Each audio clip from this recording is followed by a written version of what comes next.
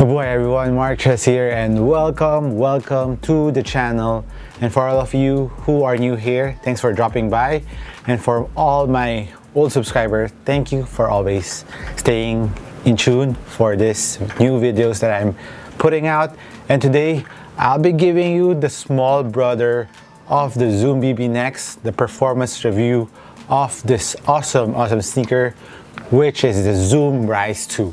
Let's go.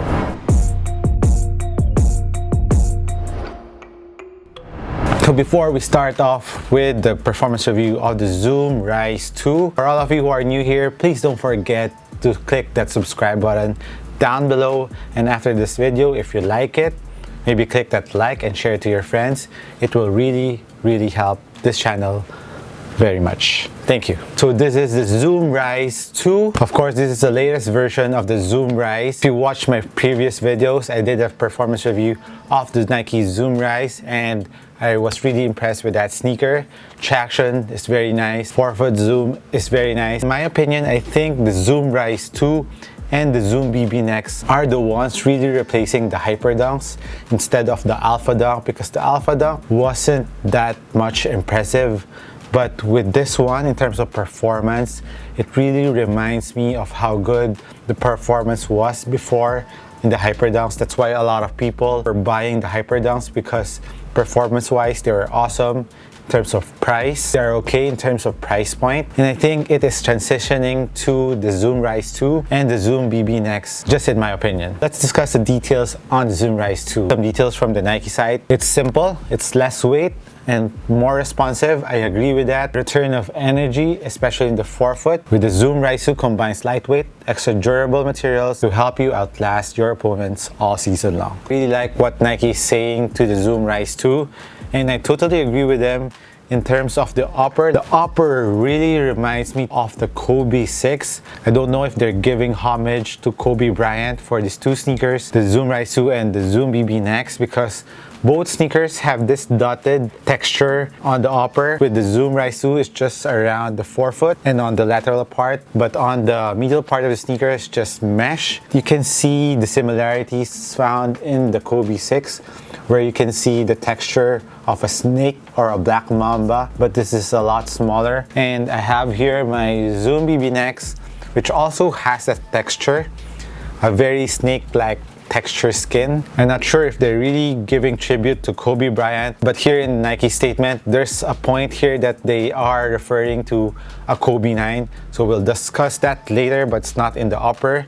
So for the upper, it's just pure mesh with some details of this texture, which I really like. It's very subtle, kind of reflective. There's another colorway of the Zoom Rize 2. This is the black and Volt. The other colorway is very similar to this. It's like they're interchangeable. The Zoom BB Next also has this colorway. So I just chose one of each. So I will have a little bit of variation. So for the upper, nothing too fancy, but I really like the swoosh on the Zoom Rize 2. It really looks like the Kobe 5 Pro Throws, the Chaos or Joker colorway. If you are just looking at it, it just looks like black, but when you put light to it, it becomes purple, like the swoosh found in the Joker colorway. And that's one aspect that I think that they are really giving tribute to Kobe. For the Kobe 5 Pro Chaos colorway, for the heel, you can see there's a thick cushion there for your ankle or Achilles pillow, internally and outside, which I really dig. It's very comfortable. There's no heel tab, but it's very easy to put your foot in because it has a traditional tongue lacing system. It is stitched down to the footbed. It's very easy to adjust. Loosen up the laces and your tongue will open up really wide. So it's very easy to put your foot in. And it's a low cut sneaker, low to mid. As for the lacing system, like I mentioned in the Zoom BB Next, I was complaining about the lace loop. They put it here on the Zoom Rize. I just wish that they also made that in the Zoom BB Next. It has 1, 2, 3, 4, 5, 6, 7.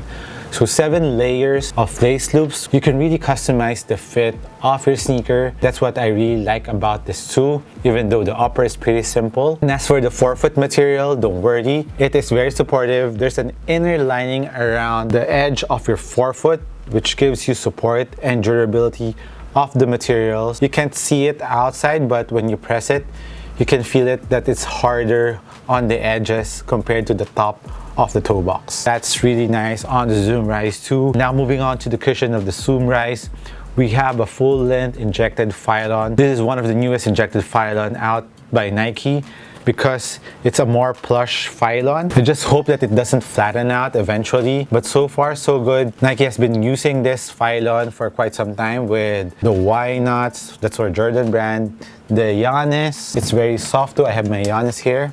This is injected Phylon. The injected Phylon is also there on the Jordan 34, the PG Force. So that's the injected Phylon that Nike has been using, which is really nice. And of course, the forefoot cushion has this very large zoom unit.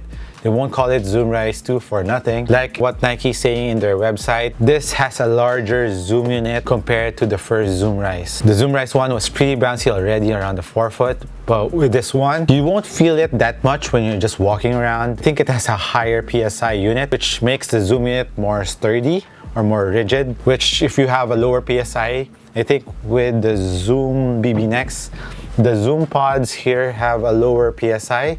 So when you're walking, you can immediately feel the zoom units or zoom pods down your foot. But with this one, I think they wanted to have a higher PSI to get more stability for the zoom unit since it has one big zoom unit in the forefoot. And when you start running and jumping, that's when you will really feel the zoom unit of the Zoom Rize 2, and it's really bouncy. There's not much material in between your foot and the zoom unit. Very similar to the Giannis. You have your insole and maybe just a little thin piece of Phylon in between the zoom unit and your insole and your foot. The zoom unit in the forefoot is really nice. What I like about the cushion setup of the Zoom Rize 2, it is very low to the ground. Court feel is nice. Of course, responsiveness of the zoom unit, since it's a high PSI level, it is very responsive. The Phylon is also very responsive. And as for the heel cushion, there's enough impact protection for a low profile, low to the ground sneaker like the Zoom Rize 2. For all of you who likes court feel and responsiveness and low to the ground, you will surely like the cushion setup of the Zoom Rize 2. Take my word for it, guys. Before we go to the outsole, just go back to the ankle protection, heel containment, lockdown of the Zoom Rize 2. Very good heel containment, very good lockdown, very comfortable ankle cushion and Achilles cushion. Very nice tongue, very well padded tongue. Overall lockdown is very good. Now let's move on to the traction of the Zoom Rize 2. As you can see here, it's a decoupled outsole, which is my preference. I really like a decoupled outsole. It gives less weight to the sneaker, plus giving it a more flexible feel around the midfoot. You can twist it more, and there's a stability plate there that goes up, which is also a lateral support for the sneaker with the Phylon cushion of the Zoom Rize 2. And like I said, with the other sneakers that had the coupled outsole, it has a very nice heel-to-toe transition when you're running. Plus this groove around the forefoot, which you can also see on the LeBron 17s. The Zoom BB Next also has that. Nike has been saying that they added that so that you can unlock the zoom more and you can feel the zoom more when you're running and you're jumping. Instead of just one piece of outsole, you can make the zoom unit spring or bounce more. But with this setup, where the zoom unit is separated from the other part of the outsole, you can feel it more when you're running and jumping. Upon my experience, you can really feel the zoom unit, especially when you're jumping. For the people who have been worrying about the exposed zoom unit here, don't worry, it's really not exposed. It's just a transparent casing around the lateral part. So stability is not an issue on the zoom unit. I tried really hard on stepping on the lateral part of the forefoot to really exage if the zoom unit will compress really quickly.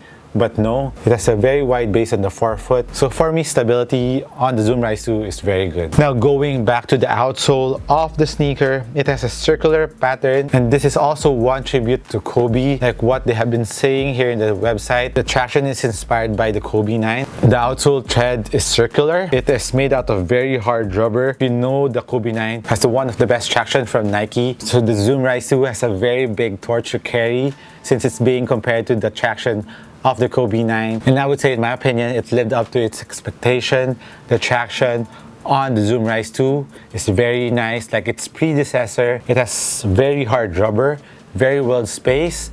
I think outdoor use is okay. Indoor use, you're playing on a very clean court. Traction is really gnarly. And if you're playing on a dusty court, you wouldn't have a problem. Dust pickup is not a problem on the Zoom Rize 2 because it is very well spaced. And since it has a circular pattern traction, your traction is covered in all directions. It also reminds me of the Hyper Dunk 11 or 10 Manila colorway with the cement with the gray top. It really looks like that. Has flywire strings going down. The look of the sneaker is very minimal, very basic, but in terms of performance it is really good, which I don't like about the Hyper Dunk 10 because I remember that it was one of the first basketball sneaker that has Nike React inside for the cushion, but it's just a small piece of Nike React. It's where Nike React was just starting out and being introduced to the public, and I think it cost more before than now, which they are really mass producing in almost all their running sneakers. And now in basketball sneaker, I would say the upper of that is very similar to this Zoom Rize 2, which is very supportive,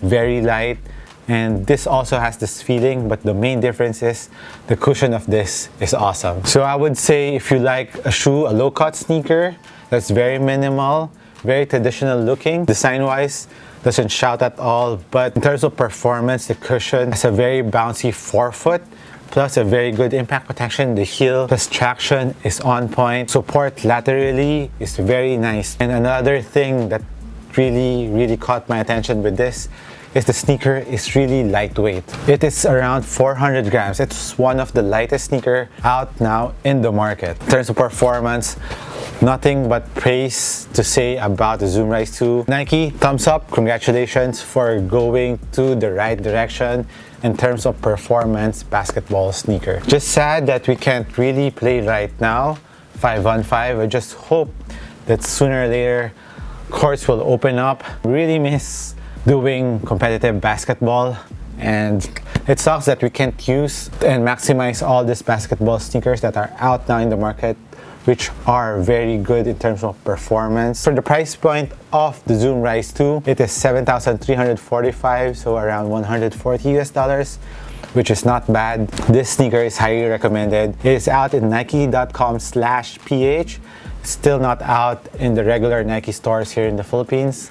I think in some countries it is out already. And as for the sizing, go true to size if you're a regular footer, and for wide footers, half a size up. So that's it for me for my performance review of the Zoom Rize 2. Let me know if you have any questions and comments down below. Thank you again for watching. I'll catch you on the next one. Cheers!